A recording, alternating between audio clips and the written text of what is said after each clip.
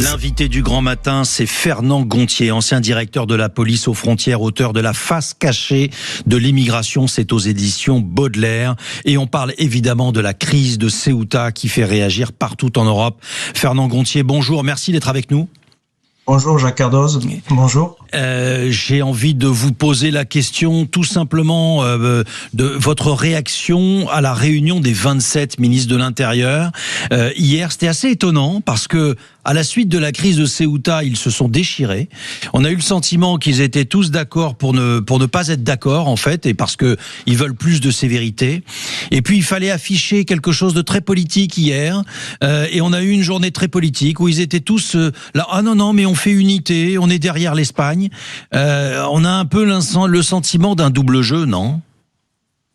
En tout cas, donc, il fallait pas attendre grand-chose de cette réunion, si ce n'est un discours d'unité, voilà, de rassemblement, pour masquer les divisions que nous avons vues tout de suite après l'assaut de Ceuta. Donc, effectivement, et je pense que la mauvaise image de marque qui a été donnée dans un premier temps semble avoir été corrigée, en tout cas de façon cosmétique, par les 27 pays européens. On est d'accord que les dissensions demeurent, on va y venir dans le détail, et qu'il y a aujourd'hui une vingtaine de pays qui sont favorables à la ligne Meloni, on va dire.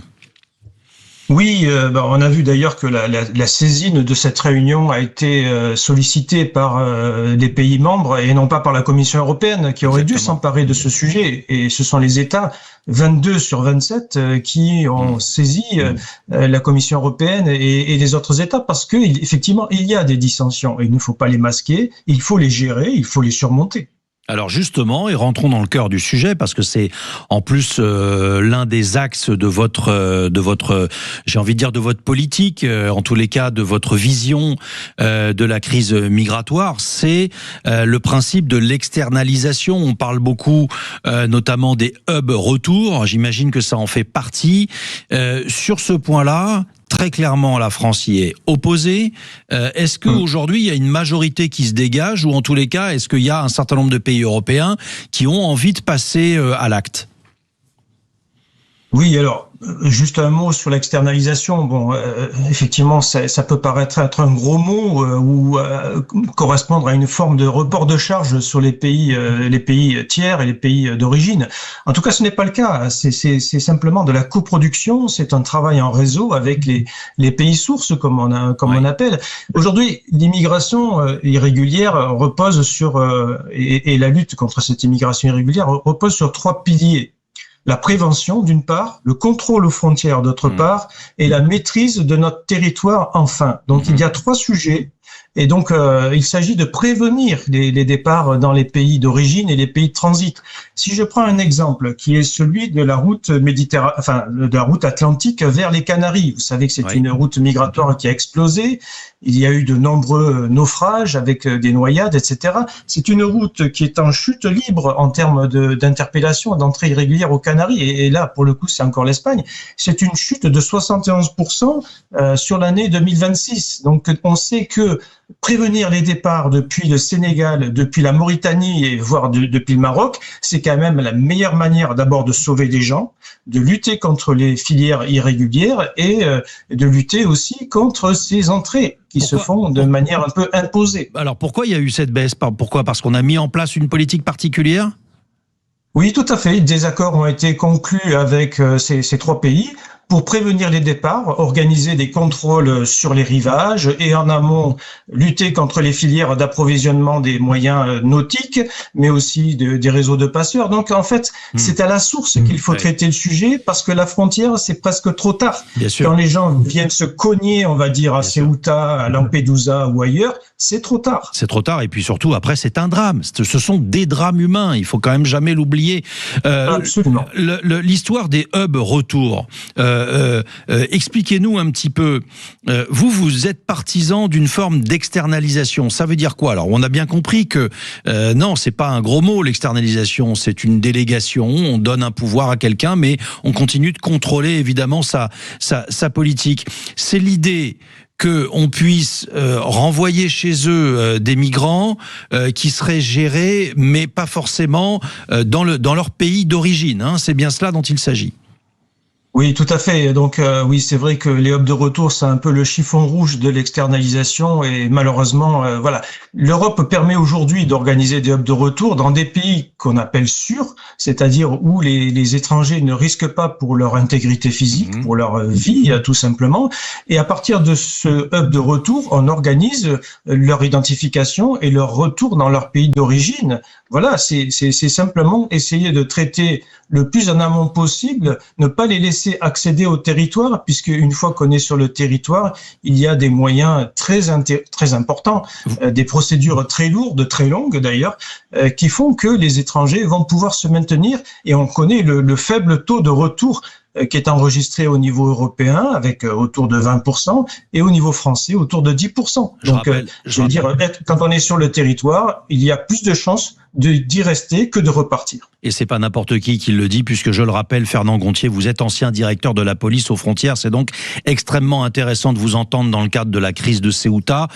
D'une façon générale, est-ce que vous avez été étonné de cette crise et de cet afflux massif? Alors en plus, les chiffres ont été revus à la hausse hier par les autorités espagnoles. Désormais, on peut dire qu'il y a 70 000 migrants qui ont tenté leur chance et qu'il y en a 2000 entre 2000 et 5000 selon les sources, mais en tous les cas officiellement, a priori 2000 qui restent en Espagne, plus l'idée des enfants, enfin des mineurs, des mineurs non accompagnés, merci, je cherchais le terme, qui eux de fait vont rester parce qu'ils pourront pas être renvoyés, c'est la loi qui le dit.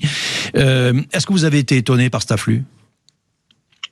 Oui, c'est un afflux qui est historique, inédit. Moi, je n'ai jamais vu ça de mémoire de policier aux frontières, puisque j'ai passé plus de 37 années dans cette direction. Je n'ai jamais vu un tel assaut. C'est difficile de parler de contrôle aux frontières dans ces cas-là. C'est un assaut, c'est un trouble à l'ordre public. Ça me paraît totalement organisé, massif, préparé. Je ne vois rien de spontané là-dedans. Et c'est vrai que vous l'avez dit vous-même, on manque encore beaucoup d'informations du côté marocain et du côté espagnol, à la fois sur les chiffres, sur les modes opératoires, sur les causes exactes. Parce qu'on ne peut pas réunir 60 à 70 000 personnes de façon spontanée en quelques heures. Ça paraît tout à fait improbable, surtout quand on connaît la compétence, l'expérience et la puissance des services de renseignement marocains. Et voilà. On est bien d'accord, Fernand Gontier, qu'on est quand même très étonné de l'attitude, sans vouloir accuser trop facilement, mais enfin on se dit qu'un pays comme le Maroc, souverain, particulièrement fort en matière de renseignement et de sécurité, ne peut pas laisser passer 70 000 personnes sans alors organiser peut-être pas, mais enfin sans laisser faire, ça paraît à peu près évident. Disons que voilà, on a affaire à une forme de défaillance, de relâchement des services marocains.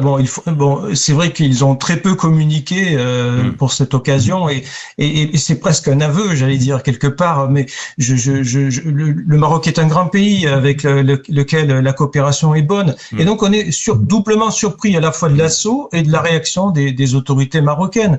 Je pense que la coopération va se développer, va reprendre. D'ailleurs, ils ont repris la plus grande quantité de ces migrants qui ont réussi à rentrer dans l'enclave. Donc, ce qui veut dire qu'il y a une coopération qui fonctionne. Mais là, pour le coup, on n'a pas du tout joué le jeu de la prévention, de l'échange de renseignements.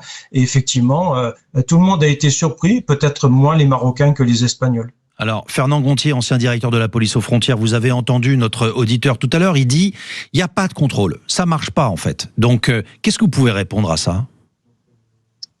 Eh bien, je crois qu'aujourd'hui, l'Europe est en train de prendre un nouveau virage, tant avec le pacte migratoire européen qu'avec le futur règlement retour qui sera mis en œuvre en 2027. C'est vrai que l'Europe avance un peu à pas très lent, très décalé par rapport aux réalités, ce qu'on a pu par le passé déplorer, c'est-à-dire que l'Europe est aussi en ordre dispersé.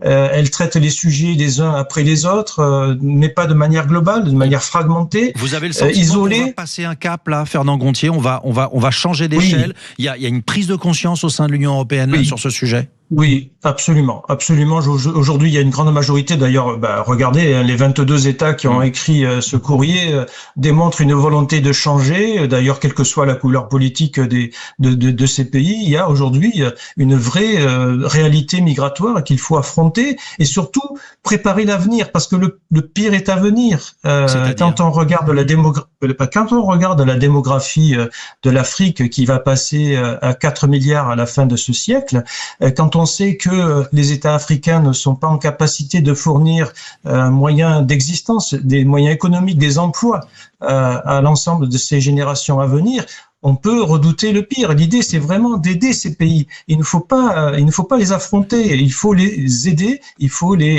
coopérer avec eux. On a bien compris. Est-ce que, et c'est ma dernière question, est-ce qu'il y a une forme de responsabilité de la part de l'Espagne qui, on le sait, a naturalisé en mars au printemps dernier? Il y a eu également cette décision de la Cour de justice qui est quand même, pardon, mais un peu étrange. Moi, je comprends pas qu'on puisse motiver une telle décision de considérer que faire un parcours par voie maritime donnerait plus de droits que par voie non maritime. Et je m'adresse là à vous en tant qu'expert parce que j'aimerais bien comprendre, est-ce qu'il n'y a pas quand même une part d'idéologie et de responsabilité du pays espagnol à jouer d'une certaine façon avec la vie des migrants?